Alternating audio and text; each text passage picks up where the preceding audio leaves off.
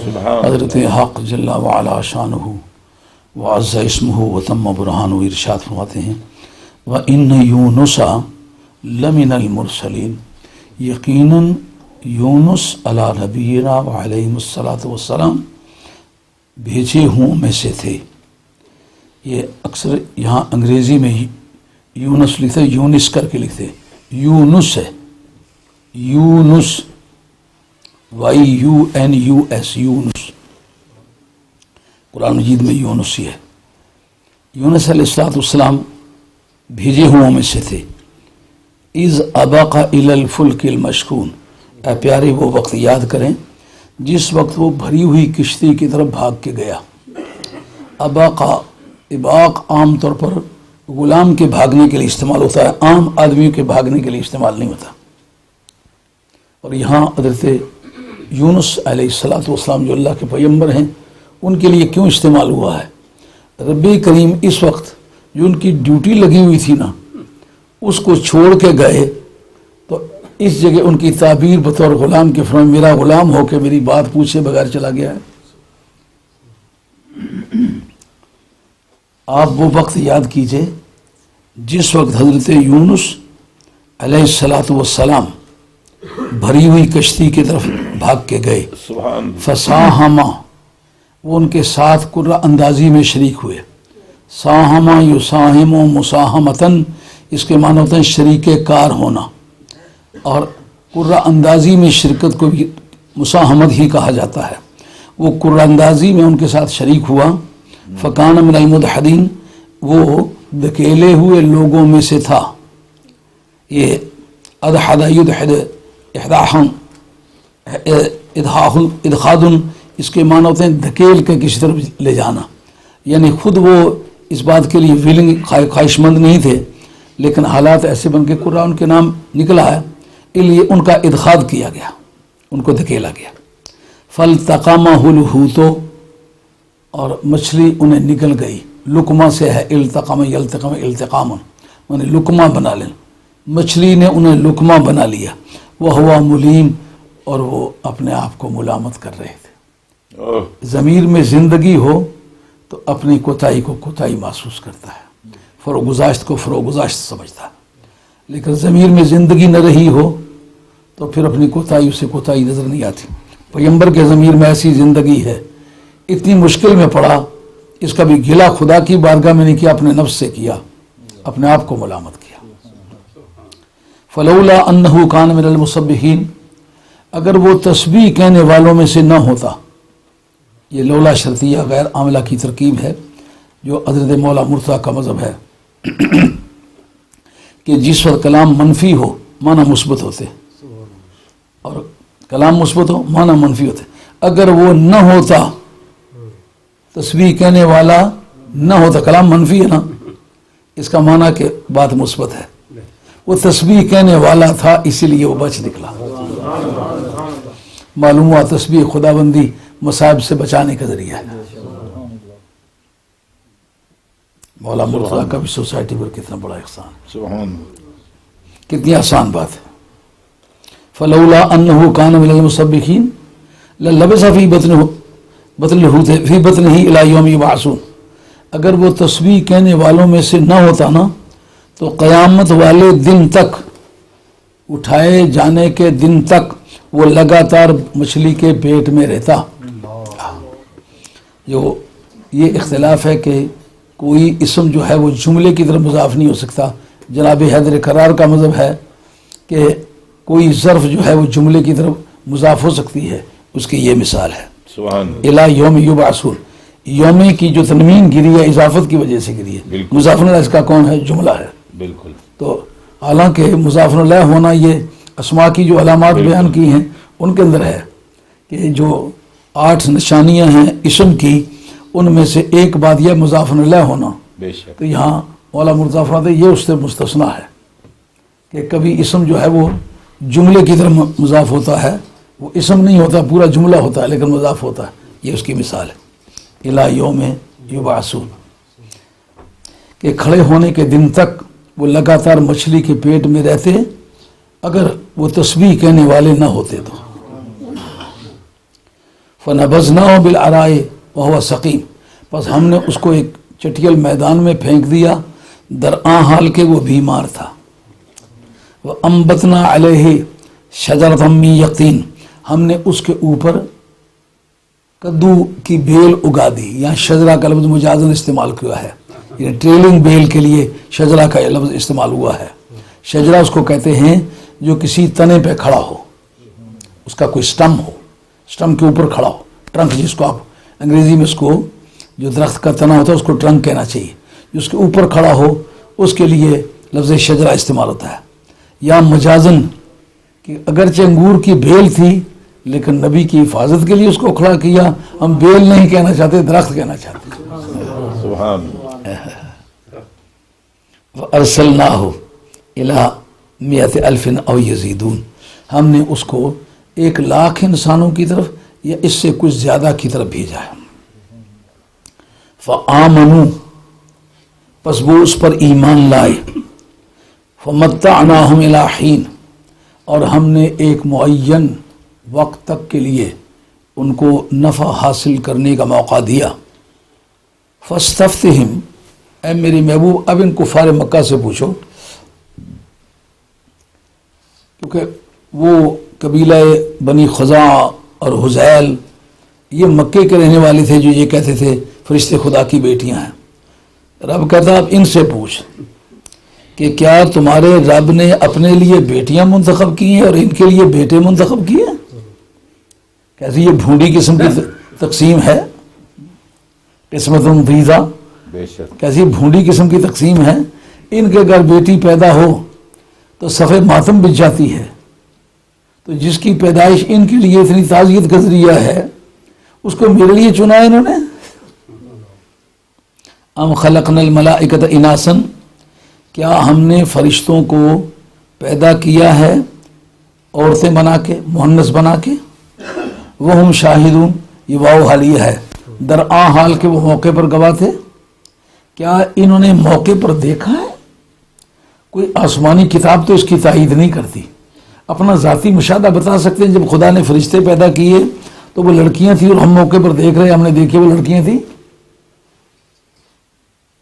الا انہم من افکہم لیقولون، خبردار، ہوش سے بات سنو، خبردار کے معنی ہوتے ہیں ہوشیاروں کے بات سنو۔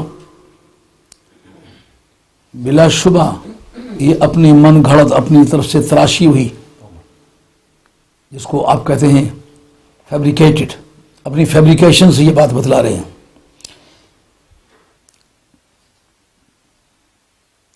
ولد اللہ، لیقولون کا مقولہ ہے، اس وجہ سے یہ لام اوپر آیا ہوا ہے کہ وقف نہیں ہے یہاں، اگرچہ مدور ہے۔ یہ جو گول دائرہ ہے نا، اس کی ایک تحقیق ہے مفسرین کرام کے نزدیک۔ سبحان وہ کہتے ہیں دراصل یہ بت لکھتے تھے ایسے کر کے، بت، بت کے معنی بات کٹ گئی ہے، یہ پہلے سے جو بات چلی آ رہی ہے اس کو کاٹ دیا ہے۔ جیسا آپ اردو ادب بھی دیکھتے کہ کاف الف کا لکھنے کے لیے اس طرح کر کے لکھتے تھے، اس طرح یہ بت لکھتے لکھتے ایسے اس کو ٹیڑھا کر کے لکھنا شروع کر دیا، حتیٰ کہ پھر اس کو خوبصورتی کے لیے دائرہ بنا دیا۔ اصل میں یہ ہے بت، اس کا مطلب یہ ہے کہ پہلے سے بات کٹی ہے۔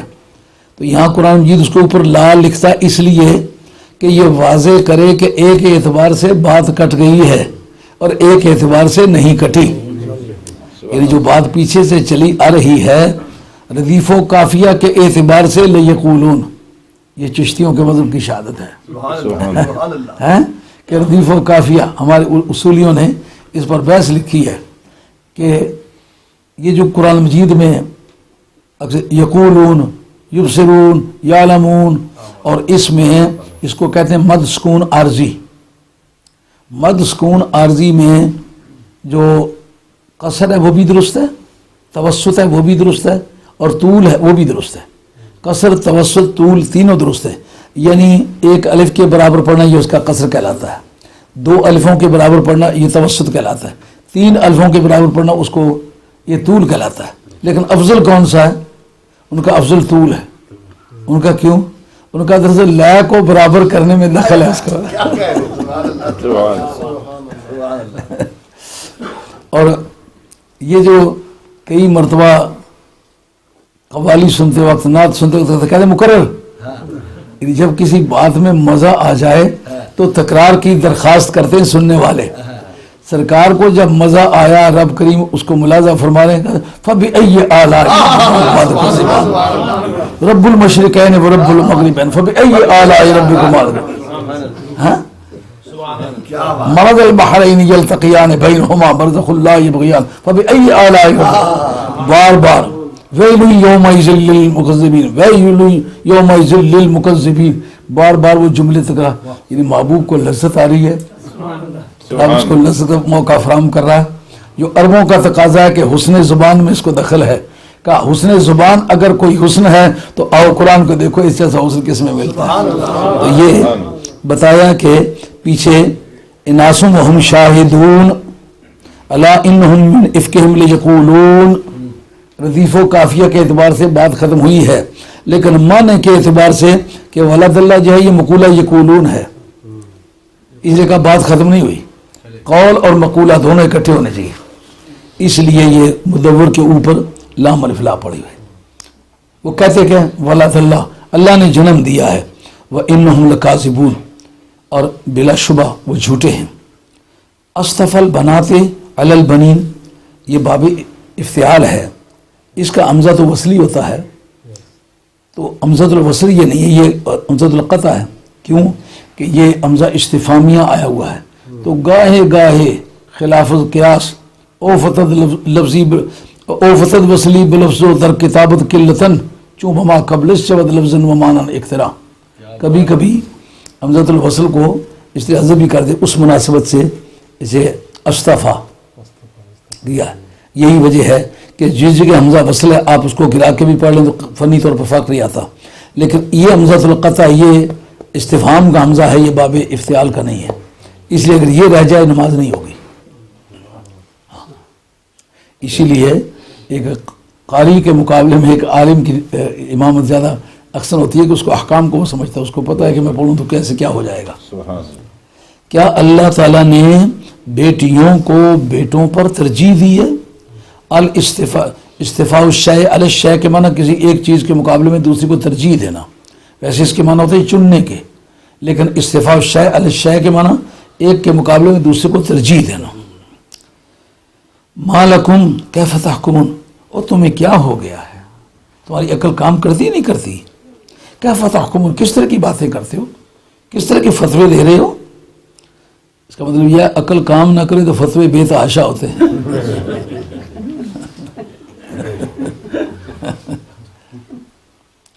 افلا تذکرون, کیا تم نصیحت نہیں حاصل کرتے ہو؟ یہ اصل میں قواعد کے مطابق تتذکرون ہے, تو تا تفاعل کی مضارع میں ایک تا کو حذف کرنا درست ہے. اس لیے اگر یہاں کوئی تتذکرون پڑھ لے نماز ہو جائے گی, کیونکہ اس کا حذف جوازی ہے, جس جگہ حذف جوازی ہو اس کا اعادہ بھی درست ہوتا ہے. ام لکم سلطان مبین, کیا تمہارے پاس کوئی کھلا ثبوت ہے اس بات کا؟ یہاں سلطان کے معنی غلبے کے نہیں ہے, سلطان کے معنی ثبوت اور دلیل کے. فاتو بکتابکم, وہ ثبوت لے آؤ, اپنی کتاب لاؤ, یہ اپنا ثبوت لاؤ. کبھی کبھی کتاب بمانے مکتوب ہوتا ہے, جیسے کہ کتب علیکم الصیام, تم پر روزے فرض, یعنی جو ڈیوٹی تمہاری لگی ہے وہ لاؤ, ان کنتم صادقین, اگر سچے ہو تو. وجعلوا بینہ وبین الجنۃ نسبا, ان بدبختوں نے اللہ کے درمیان اور جنوں کے درمیان نسب قائم کی ہے. اللہ اور جنوں کے درمیان نسب کس طرح قائم کی ہے؟ انہوں نے کہا فرشتے جو پیدا ہوئے ہیں اللہ تعالیٰ نے ایک جن سے شادی کی, جنی مؤنث سے, تو اس سے فرشتے پیدا ہوئے ہیں. اللہ کی رحمت کیسی بیہودہ قسم کی بات ہے کہ انہوں نے کہا کہ اللہ کے درمیان اور جنوں کے درمیان اس میں نسبی تعلق پیدا کر دیا ہے. وَلَقَدْ عَلِمَتِ الْجَنَّةُ إِنَّهُمْ لَمُحْضَرُونَ, اور جنوں نے یہ بات معلوم کر لی ہے. وَلَقَدْ عَلِمَتِ الْجِنَّةُ, جنوں نے یہ بات معلوم کر لی ہے, إِنَّهُمْ لَمُحْضَرُونَ, کہ وہ حاضر کیے جائیں گے. یعنی اگر سسرالی رشتے ہوں تو پھر ساس سسر کو حاضر کرنے کا سسٹم ہے؟ سینٹرل گورنمنٹ اس کو اجازت ہی نہ دے تو پھر کس طرح حاضر کرے ساس سسر کو؟ جی آپ اس بارے میں نسب کے بارے میں بہتر معلومات رکھتے ہیں کیونکہ خواجہ گولوی رحمۃ اللہ کے درباری مریدوں میں سے انہوں نے ان کی صحیح خبر لی ہے، آپ کو ان کے بارے میں بہتر معلومات ہیں۔ ہاں، اس میں ایک فنی طور پر ایک اشکال ہے، وہ یہ ہے علم کے مادے کے بعد اگر انا آئے انا نہیں ہوتا، انا ہوتا ہے۔ وَلَقَدْ عَلِمَتِ الْجِنَّةُ اِنَّهُمْ جو آیا ہے، یہ ایک وجہ اشکال ہے۔ اس کے بارے میں یہ ہے ناویوں کا قاعدہ، اس کو بھی حضرت علی مرتضیٰ شریف خدا کا مذہب ہے کہ جس وقت خبر پر لام مزحلقہ آ جائے اس وقت یہ انا نہیں بنتا، انا ہی رہ جاتا ہے۔ جیسے واللہ یشہد انہ لکاذبون اور واللہ یعلم انک رسول، یہ سب جتنے بھی ہیں نا، لرسول اللہ ہے، یہ سارے اس لام جو آخر آیا ہوا ہے نا لرسول اللہ، اس کی وجہ سے یہ انا رہا ہے، وگرنہ اشہد ان محمدن عبدہ پڑھتے ہیں نا آپ، اس کو محمدن کیوں پڑھتے ہیں کہ انا کے بعد وہاں انا آنا چاہیے، انا کیوں آیا کہ پیچھے اشہد آیا ہوا ہے، تو یہاں باقی جگہوں میں اشہد آیا ہوا ہے لیکن یہاں انا پڑھا گیا، انا نہیں پڑھا گیا، کہ اس کی وجہ یہ آخر جو ہے نا لام یہ مجبور کر رہا ہے کہ اب اس سے نہیں چھیڑنا، میں آیا ہوا۔ سبحان اللہ عما یصفون، آپ کے مفتی عبدالحکیم صاحب رحمۃ اللہ علیہ سے یہ مفتی بننے کے زمانے میں سوال یہ آیا تھا کہ واللہ یشہد انک لرسول، اللہ اس بات کی گواہی دیتا ہے کہ آپ اللہ کے رسول ہیں، تو یہ پوچھنے والے نے پوچھا تھا یہ یشہد کے بعد انا کیوں ہے، انا کیوں نہیں ہے، تو انہوں نے یہ جواب بر وقت دیا تھا۔ آپ کے مفتی صاحب بڑے فاضل عالم تھے، اتنے بہتر مقرر نہیں تھے جتنے ٹیبل ٹاک کے وہ بادشاہ تھے۔ ہاں، میں نے بڑے بڑے بزرگوں کو ان کے سامنے مجبور پایا ہے، جب بیٹھ کے ٹیبل پہ بات کرتے تھے نا تو ان کے ساتھ یہ بات آپ مانتے ہوں گے، یعنی ٹیبل ٹاک میں بادشاہ تھے وہ، ان کے ساتھ بات چلنا 10-15 منٹ تک گفتگو کرنا کسی خاص آدمی کا کام تھا۔ بڑے بڑے بندے جو 2.5 گھنٹے تقریریں کرنے والے تھے، مناظرے کرنے والے، مفتی صاحب کے سامنے ان کو عاجز پایا۔ شاہ صاحب کو پتا میرے ساتھ ان کی بڑی دوستی تھی۔ جی، ان کی عادت کریمہ تھی جب کبھی جلسے میں کسی کو بلاتے، جب ممبر پر بیٹھ چکتا تو کہتے یہ اس مضمون پہ تقریر کرو، اور وہ مضامین بھی ایسے اچنبے قسم کے دیا کرتے تھے، اس پر گفتگو کرنا ممکن ہی نہیں تھا۔ مجھے بھی انہوں نے اس آزمائش میں ڈالا، اور 1 مہینے بھر کا دورہ تھا۔ غالب یاد مفتی عزیز اللہ صاحب بھی تھے، پیر کرم شاہ صاحب رحمۃ اللہ علیہ بھی، اور یہ کافی سارے بزرگ، مہینے بھر کا پروگرام بنا۔ اب جناب ہم لوگ جمعہ پڑھا کے آ جائیں، جب ممبر پر بیٹھ چکے ہیں تو کہ اس مضمون پر تقریر کرو۔ اب جب وہ تقریر ہوتی کرتے کرتے باقی سب آہستہ آہستہ جو تھے وہ رخصت ہو گئے، میں آخر تک رہا، تو میں نے کہا مفتی صاحب اب مضمون ہے، انہوں نے کہا میرے مضمون ختم ہو گئے ہیں اب۔ لیکن بڑا عالم شخص تھا مولانا عبداللہ صاحب رحمۃ اللہ علیہ، بہت فاضل قسم کے بزرگ اور اللہ تعالیٰ کے مقبول بندوں میں سے تھے، بڑے صاحب کرامت درویش تھے، اللہ کریم ان کو رحمت فرمائے۔ ہاں جی، اور جنوں نے یہ بات معلوم کر لی ہوئی ہے کہ ان کو حاضر کیا جائے گا۔ سبحان اللہ عما یصفون، اللہ کی ذات اس سے پاک ہے جو وہ بیان کرتے ہیں، الا عباد اللہ المخلصین، مگر جو اس کے مخلص بندوں اس کے سوا۔ یہ استثناء کس سے ہے؟ یعنی اللہ اس بات سے پاک ہے جو یہ بیان کرتے ہیں، مگر اس بات سے پاک نہیں ہے جو اللہ کے خالص بندے بیان کرتے ہیں، کیونکہ وہ باتیں کرتے ہیں جو اللہ کی ذات میں پائی جاتی ہیں۔ یہ ان کی دلیل معرفت ہے کہ اب وہ اس کی شان کے لائق اس کو پہچانتے نہ ہوں۔ شان کے لائق کون بات کرتا ہے؟ جو شان کو پہچانتا ہو، معرفت الہی رکھتے ہیں، اس لیے ان کی باتوں سے میں پاک نہیں، وہ ٹھیک کہتے ہیں۔ سبحان اللہ، سبحان۔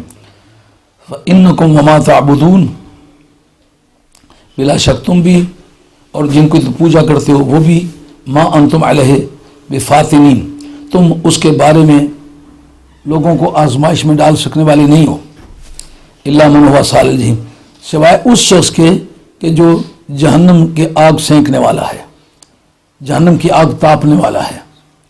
یہ صلاح یسری بھوننے کو کہتے ہیں، سال جو جہنم کی آگ میں بھوننے والا ہے۔ وما منا الا لہ مقام معلوم، اور نہیں ہے ہماری بارگاہ میں مگر اس کے لیے ایک جانا ہوا مقام. وَإِنَّا لَنَحْنُ الصَّافُونَ، یعنی بارگاہ خداوندی کے بارے میں ملائکہ کہتے ہیں کہ ہمارے سامنے پروردگار کو ایک مخصوص مقام حاصل ہے، اور وہ ایسے حاکم کی حیثیت ہے کہ جس میں کوئی شریک نہیں ہے. اگر ہم اس کی بیٹیاں ہوتے، بیٹے ہوتے، تو پھر ہم اس کے ساتھ مل جل کے رہتے. نہیں، ما منا الا لہ مقام، ہم میں سے کوئی شخص ایسا نہیں اس کے لیے مقام مخصوص ہے. یعنی رب نے ہماری ڈیوٹیاں لگائی ہوئی ہیں، ہم ڈیوٹیاں کرنے والے ہیں. خدا کے رشتہ دار ہوتے تو پھر ڈیوٹیوں پر معمور ہوتے. وَإِنَّا لَنَحْنُ الصَّافُونَ، اور ہم صفیں باندھ کے، پرے باندھ کے کھڑے ہیں اور حکم کا انتظار کر رہے ہیں. وَإِنَّا لَنَحْنُ الْمُسَبِّحُونَ، اور ہم تو تسبیح کہنے والے ہیں. یہ ان آیات طیبات کا تحت اللفظ ترجمہ ہے جو آپ حضرات کے گوش گزار ہوا. اچھا، اب دیکھیں، کہانیوں کی تو یہ کتاب نہیں ہے، ہدی للمتقین ہے. بے شک.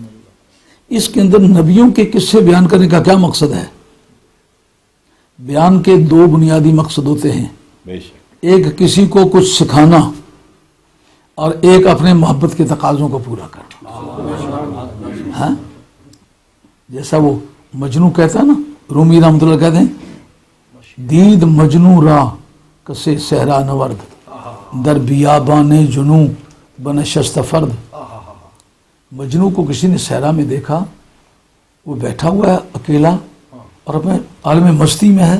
ریگ کاغذ بود و انگشتاں قلم اور می نمود نامہ بہرے کس رقم. ایسے ریت کو ہموار کر کے اس کو کاغذ بنا کے اس کے اوپر لیلا لیلا لیلا لیلا لیلا لکھتا جا رہا ہے. تو اس آدمی نے پوچھا کہ گفت مجنو را تو شیدا چیست این میر نویسی نامہ بہرے کیست این. وہ بتائیے تو خط لکھ رہا ہے، یہ کو کون لے جائے گا؟ ریت پہ لکھے ہوئے خط کہیں پوسٹ ہوتے ہیں؟ کتنا پاگل ہے. اس نے کہا میں پاگل تو ہوں لیکن پھر بھی میں اپنے کام میں فرزانہ ہوں، دیوانہ ہوں لیکن اپنے کام میں فرزانہ ہوں. سبحان. انہوں نے کہا گفت مشک نام لیلا می کنم خاطر خدرا تسلی می دہم. سبحان. میں یہ خط لکھتا ہوں، مجھے بھی پتہ لے جائے گا کوئی نہیں، لیکن جب تک لیلا لیلا لکھتا ہوں تو اس سے میرے دل کو تسکین ملتا. رب کہتا ہے تم محبت کی دنیا سے آشنا نہیں ہو، میں اپنے دوستوں کے قصے تمہارے بیان میں چھیڑتا ہوں. خوش طرح باشد کے سر دیگرہ گفت آیت در حدیث دیگرہ. اچھا انداز مدح یہ ہوتا ہے کہ دوسروں کی بات کو منہ کے سامنے رکھ کے اپنے دوستوں کی بات چھیڑ.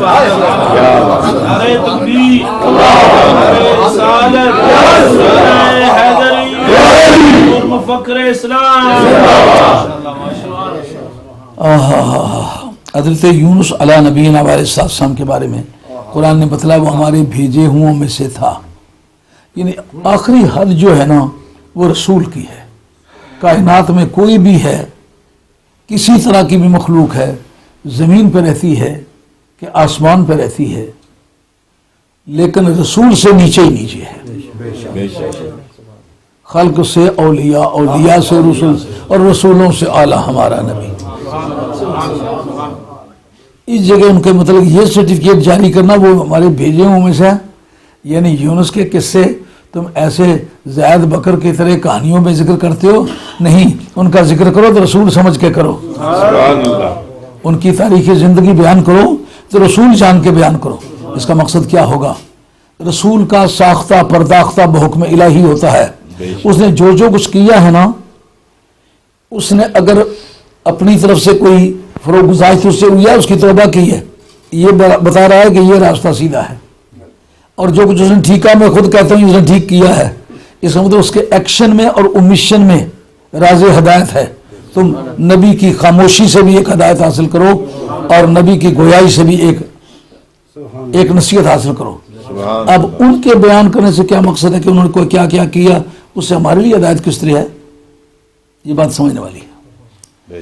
اس پر کہ اولئک الذین ھدی اللہ فبہداہ مقتدی، اس کے متعلق ابن العربی، حالانکہ طبعاً وہ ناسبی ہے لیکن باقی کام اس نے اچھے کیے ہیں. وہ آدمی، اس نے العواصم من القواسم کتاب لکھی ہے جس میں حضرت امام جنت مقام کو باغی کہا ہے، یزید کو خلیفۃ المسلمین کہا ہے، لیکن ایک بات اس کی بری ہونے کی وجہ سے ساری باتیں اس کی بری نہیں ہیں. خذ ما صفا ودا ما قدر. اس نے ایک بات عقیدے کے بارے میں یہاں کہ یہ بڑی دلکش ہے. سبحان اللہ. وہ کہتے ہیں سابقہ انبیاء علیہ الصلوۃ والسلام کی سٹوریاں بیان کرنے کا کیا مقصد ہے؟ ان کا جب تک ان کو ہمارے قرآن نے یا ہماری حدیث نے بیان نہیں کیا وہ بھی ہمارا اپنا دین ہے. بے شک. جیسے پیچھے اس میں جو پوپ صاحب سے ہمارا پیچھا پڑا تھا جی. اور ہم ان کی تیاری میں لگے ہوئے تھے، اس میں جو ایک واقعہ بیان کرتے تھے کہ جسے 4000 آدمیوں کو مسلمانوں نے قتل کر ڈالا. اس وقت کی بات ہے کہ سنن ابی داود کے اندر وہ حدیث موجود ہے کہ انہوں نے کہا ہم فلاں فلاں آدمی کے کہے پر عمل کریں گے، دوسرے کی بات پر عمل نہیں کرتے. اب انہوں نے کہا کہ بھئی ان کو قتل کر ڈالو. وہ ان کے حلیف تھے، اس پر بڑے پریشان ہوئے اور آج تک پریشان ہیں کہ انہوں نے کہ قتل کا حکم کیوں دیا. سنن ابی داود کے اندر ہے اس وقت انہوں نے ایک رولنگ پیش کی کہ حضرت موسیٰ علیہ الصلوۃ والسلام کو یہ حکم ہوا تھا کہ ان کو تم کہو کہ تمہاری بات مانیں. اگر وہ تمہاری بات مانتے ہیں تو ان کو اسی حالت میں رہنے دو، وہ مکان اور زمینیں اور جائیدادیں ان کے پاس رہنے دو، اور اگر وہ تمہارے کہے پہ نہیں اترتے ان کو قتل کر ڈالو. تو جب تک ہماری نئی کوئی رولنگ نہیں آتی تھی اس وقت تک سرکار دو عالم علیہ الصلوۃ والسلام کا عمل آسمانی کتابیں جو باقی تھی ان پر تھا. اس کی کیا وجہ ہے؟ اولئک الذین ھدی اللہ فبہداہ مقتدی. بات سمجھ آ رہی ہے نہیں آ رہی؟ سبحان اللہ. یعنی دین سابقہ نبیوں پر آیا ہے، سرکار اس پر عمل کرتے ہیں. یہ آیت جو پیش کر رہا ہوں یہ اس کی تائید کرتی ہے.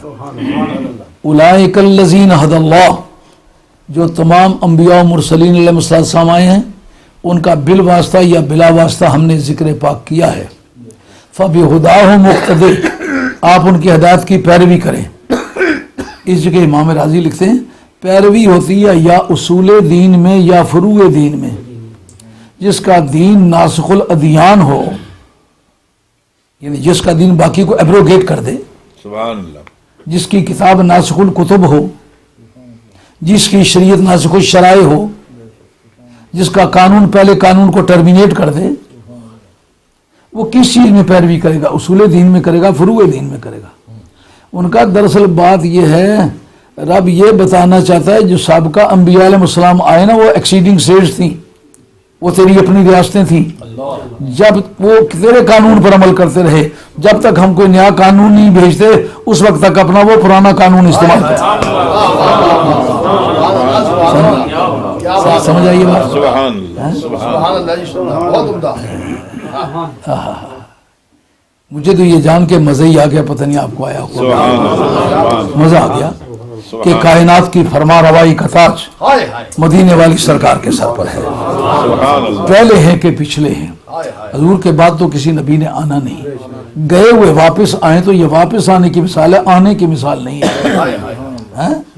عیسیٰ علیہ الصلوۃ والسلام اگر آئیں مرزا جی کو کھجلی ہونے لگ جائے کہ دیکھو آیا کہ نہیں آیا، یہ واپس آیا ہے، یہ واپس آنے کی مثال ہے، آنے کی مثال نہیں ہے. گیا ہوا ہو واپس آئے اس کا معنی اور ہے، آج کوئی پیدا ہو اس کا معنی اور ہے. ہاں جی. تو جتنے بھی انبیاء و مرسلین دنیا میں آئے، اے محبوب کبریا، وہ ایکسیڈنگ سٹیٹس تھی، ریاست ملحقہ. بات سمجھ آ رہی نہیں آ رہی؟ اچھی طرح سے ایک مرتبہ کہو کہ بات سمجھ آئی ہے، نہیں تو پھر میں ایک مرتبہ سمجھاؤں اور ممکن پھر صبح کر ڈالوں پھر سمجھاتا ہی رہوں. یہ بات آپ کو ایک مرتبہ جاننی پڑے گی. بادل ناخواستہ کیا بات ہے جناب. کیا مطلب ہے؟ وہ تمہاری ریاست ملحقہ ہیں.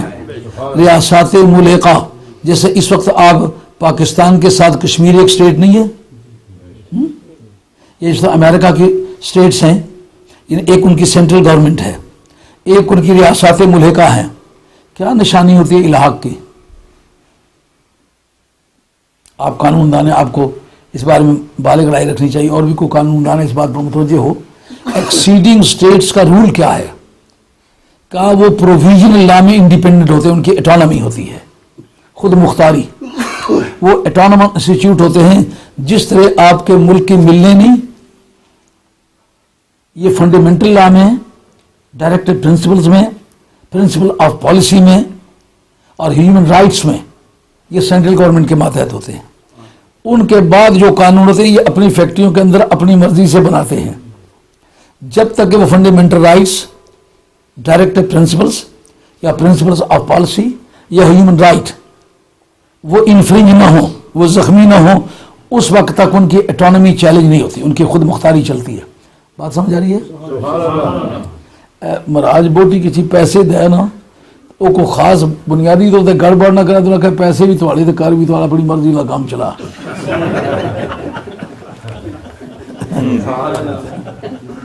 یہ اٹانومس انسٹیٹیوٹس ہوتے ہیں. فیکٹریاں ہوئیں، کارخانے ہوئے، فرمیں ہوئیں.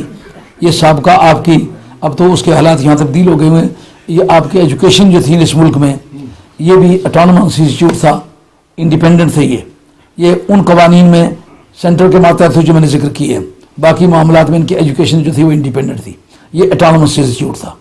یہ ریلوے جو تھا یہ بھی اٹانومس انسٹیٹیوٹ تھا. جیسا آپ کے ملک میں اسکولوں کے ٹیچر سینٹرل گورنمنٹ کو تنخواہ نہیں دیتی تھی، مقامی لوکل اٹانومس انسٹیٹیوٹ دیتے تھے. ایجوکیشن یہاں بھی اسی طرح انڈیپینڈنٹ تھی، اٹانومس انسٹیٹیوٹ تھا. اور اسے ڈاک خانہ جات جو تھے یہ بھی اٹانومس انسٹیٹیوٹ تھے. انہیں خود مختار ادارے مرکزی قوانین میں مرکز کے تحت تھے، اندرونی طور پر آزاد تھے. ایکسیڈنگ اسٹیٹ کی یہ نشانی ہوتی ہے. لیکن آزاد کشمیر میں کرنسی انڈیپینڈنٹ نہیں ہے نا، کیونکہ ایکسیڈنگ اسٹیٹ ہے. کرنسی کون سی چلتی ہے؟ پاکستان والی. اس طرح نبیوں اور رسولوں کا ایک دستور تھا. کیا کہ جتنے رسول ہیں خطبہ پڑھیں تو خطبے میں کس کا نام لیں.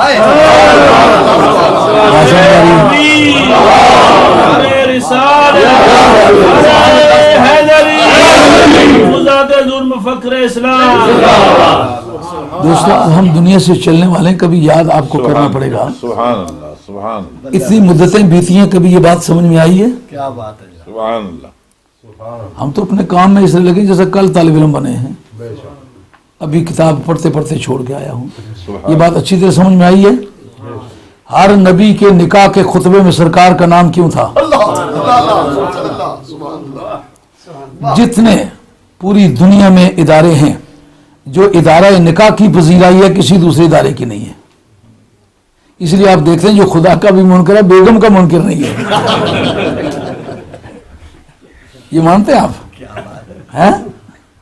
خدا کے ظاہر یہ خدا کے منکر ہیں لیکن بیگم کے قائل ہیں. سب سے پہلا نکاح کس کا ہوا ہے؟ آدم علیہ السلام کا. سب سے آخری نکاح کس کے ہوں گے؟ اہل جنت کے.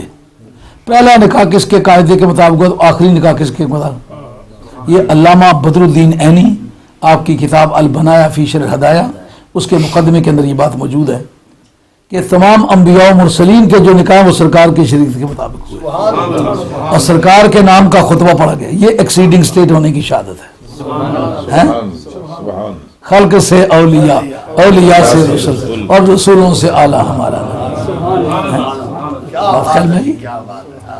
یعنی ادارہ نکاح ایک انٹرنیشنل انسٹیٹیوٹ ہے، ایک بین الاقوامی ادارہ ہے جو دنیا میں بھی اور قیامت میں بھی قائم رہے گا. اس ادارے کی تمام جو پروسیڈنگز ہیں وہ نبی کریم علیہ السلام کی شریعت کے مطابق ہوئیں تاکہ یہ پتہ چل جائے کہ انسانیت کی تخلیق کا سنگ بنیاد رکھا جانا ہے. کس کے قانون کے مطابق رکھیں گے؟ کا مدینے والی سرکار کے قانون کے مطابق. نکاح کے خطبے میں سرکار کا نام. اور جمعے کے بارے میں اہل علم کا اختلاف ہے کہ سرکار کے دین کی خصوصیت ہے یا پہلی امتوں میں بھی تھا. اگر پہلی امتوں میں بھی تھا جیسا کہ بعض نے لکھا ہے تو اس میں بھی خطبہ سرکار کے نام کا تھا. پہلی امتوں میں جس امت میں عید تھی خطبہ سرکار کے نام کا تھا.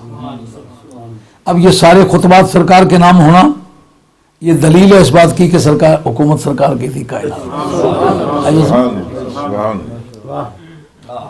ایکسیڈنگ اسٹیٹ کی یہ علامات ہوتی.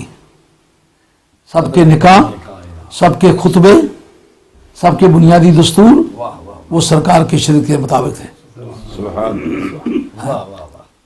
کتنا خوبصورت قرآن مجید نے یہ بات بیان کی کہ ہم نے یہ نبیوں اور رسولوں کے ذکر آپ کے سامنے کیے ہیں. فَبِهُدَاهُ مُقْتَدِي، ہم نے بتا دیے کون کون. یہ ان کے اندر جو رہنمائی ہے یہ تیری اپنی ہے، اس کو سنبھال لے۔ اس کا راضی ترجمہ کر دیں، اطلعناک علی احوالہم وسیرہم فاختر منہا اجودہا واحسنہا، ان میں سے بھی تیری چوائس پہ چھوڑتے ہیں، جو اچھا لگتا ہے اس کو اپنے قانون میں جگہ دے، جو نہیں اچھا لگتا اس کو جانے دے۔ سمجھ آ گئی بات؟ اس لیے حضرت یونس علیہ السلام کا باقی نبیوں کے اس سورہ صافات میں نبیوں کا کثرت سے ذکر آیا ہے، جس کا مطلب یہ ہے ان کی زندگیوں میں جو کچھ پایا گیا ہے وہ تمہاری تعلیم کے لیے تمہارے سامنے بیان کیا ہے، اس سے اپنا لو، کیونکہ یہ اصل میں تمہاری اپنی شریعت ہے، تمہارا اپنا دین ہے، اور جب تک وہ ختم نہیں ہوتا جس کی تردید اسلام نے نہیں کی۔ آج بھی اصول فقہ میں کیا قاعدہ ہے کہ کسی آیت میں کسی حدیث میں سابقہ نبیوں اور رسولوں کا ذکر ہے، ان کے کسی عقیدے کا ذکر ہے، کسی عمل کا ذکر ہے، کسی برتاؤ کا ذکر ہے، تردید نہیں آئی ہوئی تو وہ آپ کے لیے بھی ایک بائنڈنگ اتھارٹی ہے، آپ بھی اس کے پابند ہیں۔ کیوں؟ وہ جو ان کے واقعات بیان کیے ہیں وہ اصل میں ان کے تھے ہی نہیں، وہ سرکار کے تھے، وہ ایکسیڈنگ اسٹیٹ تھی، ان کی رولنگ بتانے کا مقصد یہ تم بھی اس کی پابندی کرو۔ اب حضرت یونس علیہ السلام کا قصہ چلتا ہے۔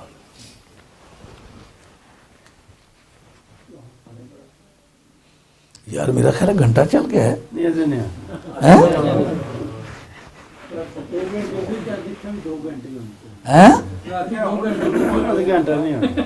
آدھا گھنٹہ ہو گیا، سیدھو سیدھی جو کام چلا سو نا 41 منٹ ہو گئے۔ سائیں عبدالغنی اور آخیا سنا کل تو ماڑے کو تراویحاں پڑھائیاں نا تو بچو کھلایا کچھ نے تو کم ماڑے کو بہت اج تو ہوں بدلا نہ موڑیا جانا نہ آخیا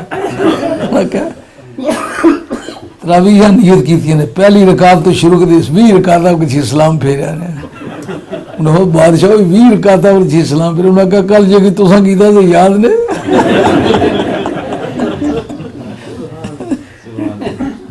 وہ بیرسٹر کہہ رہا تھا کہ انگریزی میں اگر انگریزی میں آپ مجھ سے کہلوانا چاہیں گے تو پھر میں یہاں کٹوتی کروں گا آپ سے، جانے دو انگریزی کو، تو پھر تو اس کو سٹاپ کرنا پڑے گا۔ چلیے یونس علیہ السلام ان کی جو بعثت ہے یہ شہر نینوا میں ہوئی ہے۔ یہ جو عام مشہور ہے کہ سمندر میں آپ گرے تھے، سمندر نہیں، یہ دریائے فرات کی بات ہے۔ حضرت امام حسین رضی اللہ تعالیٰ عنہ کی شہادت گاہ کے قریب جو قریب ترین بستی ہے وہ نینوا ہے، سبحان، اس لیے شہداء نینوا بھی جیسے طف، کربلا، نینوا، ماریا، یہ سارے اس کے نام ہے کربلا شریف کے۔ تو نینوا اصل میں اس بستی کا نام ہے جس میں حضرت یونس علیہ السلام مبعوث فرمائے گئے تھے۔ سبحان، اب ان کو تبلیغ کر رہے ہیں، جو کچھ اللہ تعالیٰ کی طرف سے انہیں حکم ہوتا اس کی وہ درس دیتے، لیکن وہ ایک بات بھی نہ مانے، قوم بگڑنے پہ آئے تو پھر خدا ہی بچائے۔ میں جب آپ لوگوں کو اکٹھا دیتا ہوں خوف خدا محسوس کرتا ہوں، سبحان، جدھر جاتا ہوں بڑے تعداد میں لوگ اکٹھے ہو جاتے ہیں، میں کہتا ہوں مولا کریم تیرا کتنا بڑا کرم ہے۔ سبحان، انبیاء علیہ الصلوۃ والسلام کوشش کرتے رہے، بندے اکٹھے نہیں ہوتے رہے، بات نہیں مانتے رہے۔ ہم تو نبیوں کی گلی کے جو کتے ہیں ان سے بھی ہماری قیمت کم ہے۔ اللہ کریم حضور کے صدقے میں لوگوں کے دلوں میں یہ محبت پیدا کی ہے۔ اللہ تعالیٰ آپ لوگوں کو جزائے خیر عطا فرمائے، محبت سے آپ اکٹھے ہو جاتے ہیں۔ سبحان، یونس علیہ السلام اللہ کا پیغمبر ہے، رسول کی شان خدا کی کائنات میں فرشتوں سے بڑھ کر ہے، عام انسانیت سے بڑھ کر ہے، سبحان، بادشاہوں سے بڑھ کر ہے، علماء سے بڑھ کر ہے، دانشوروں سے بڑھ کر ہے۔ اتنی بڑی شخصیت کا آدمی اور لوگوں کو کہہ رہا ہے آؤ، اگر ایک پرائمری کے ٹیچر کو کہو جناب میرے بچے کو آپ نے دھونے کا پھاڑا یاد کرانا ہے، پہلے وہ آپ سے طے کرے گا پیسے کتنے دو گے، وقت کتنا لو گے، تو اس کے بعد وہ راضی ہوگا۔ پیغمبر کی جو کیپیسٹی ہے کائنات میں اتنی کیپیسٹی کا کوئی شخص نہیں ہوتا۔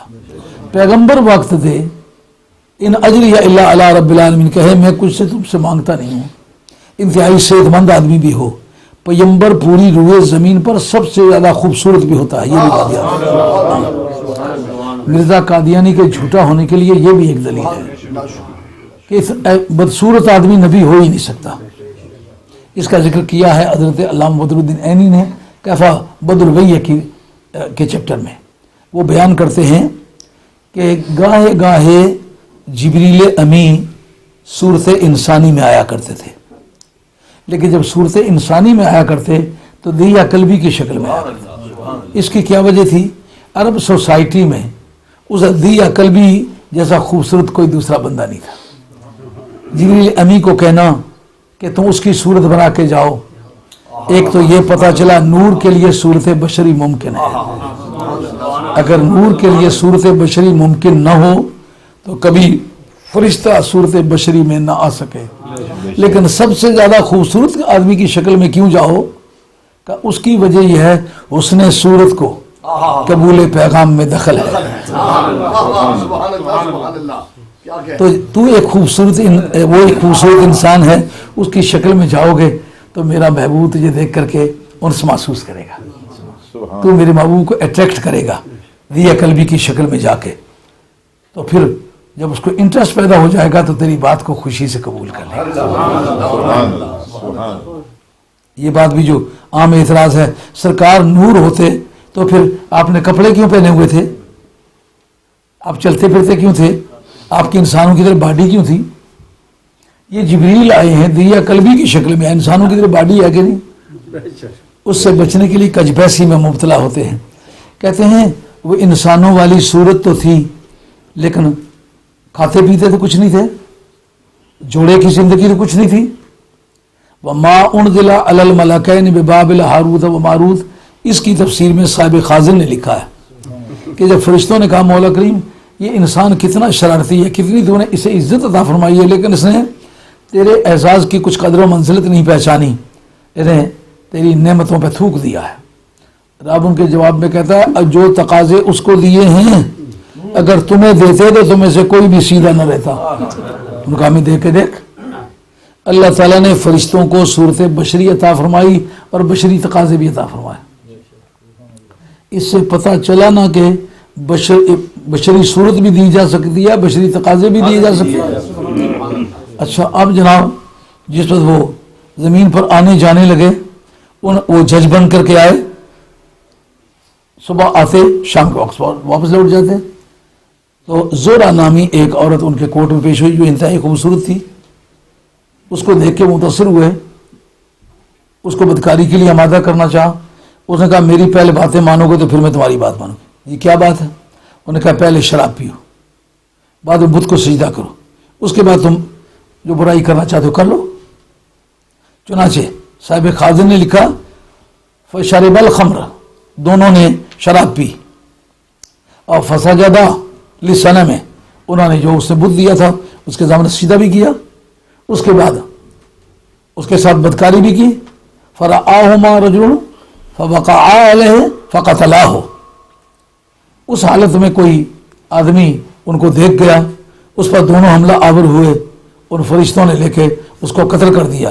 یعنی ایک ہی دن میں شراب بھی پی، اسی دن میں انہوں نے بت کے سامنے سجدہ بھی کیا، اسی دن انہوں نے بدکاری بھی کی، اسی دن ایک قتل بھی کر ڈالا. کیوں جناب نوری یہ سارے کام کرنے پہ آئے تو کر سکتے ہیں نا. کہتے جی بچے نہیں ہوئے. بخاری کے اندر حدیث موجود ہے کہ جس جنت میں ہوں گے تو پروردگار پوچھیں گے بتاؤ جنت میں کوئی ایسی چیز مفقود ہے جو چاہیے تو نہ ہو؟ کہ مولا کریم تیری جنت بے عیب ہے. ہاں البتہ 2-3 سال کے بچے ہوتے تھے، ہم ان سے پیار کرتے تھے، کھیلتے تھے، وہ نظر نہیں آ رہے. اسی وقت حوران بہشتی سے اللہ تعالیٰ انہیں اولاد عطا فرمائے گا. آنن فآنن وہ بچے پیدا ہوں گے، اسی وقت وہ کھیلنے لگ جائیں گے. پیدا کون کرے گی؟ حور کرے گی. وہ کون سی ہے؟ وہ جنت میں پیدا ہوئی نوری ہے. تو نوری جب بچے بھی پیدا کرنے پہ آئے تو کر سکتے ہیں، کوئی ایمان نہیں. نعرہ تکبیر، نعرہ رسالت، نعرہ حیدری، حضور مفکر اسلام.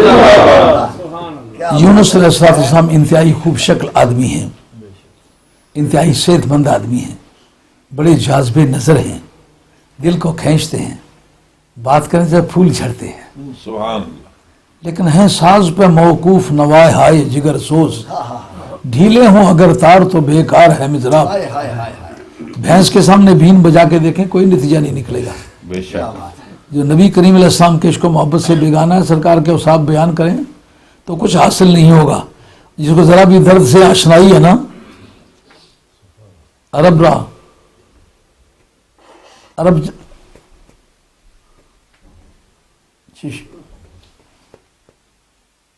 وہ کیا خوبصورت سعدی رحمۃ اللہ علیہ نے بڑی خوبصورت بات اس موقع پہ لکھی ہے، شترا چشورے عرب در سرست، شترا چشورے عرب در سرست، اگر آدمی را نہ باشد خرست۔ بالکل سبحان اللہ۔ سعدی تو اینسور وردی، لیکن وہ قوالی کی حمایت کرتے ہیں، کہتے ہیں کہ شترا چشورے عرب در سرست، جب اونٹ رات کے وقت چل رہا ہوتا نا تو پھر وہ چلنے میں ذرا سستی کرتا ہے نا، تو یہ اونٹوں کے جو شتربان ہیں ان سے پوچھئے، وہ بانسری بجاتے تھے، اور وہ ہدی جو پڑھتے ہیں ہمارے پنجاب میں اس کو صد کہتے ہیں، صد بولنا۔ جب وہ صد بولتے تھے یا بانسری بجاتے تھے تو میاں صاحب نے بھوکا اونٹ ہوا مستانہ پار چکیندہ پارے، چلن پار ملامت والے عشق دے متوارے، بھوکا اونٹ ہوا مستانہ پار چکیندہ پارے۔ سبحان اللہ۔ تو سعدی مرحوم فرماتے ہیں شتر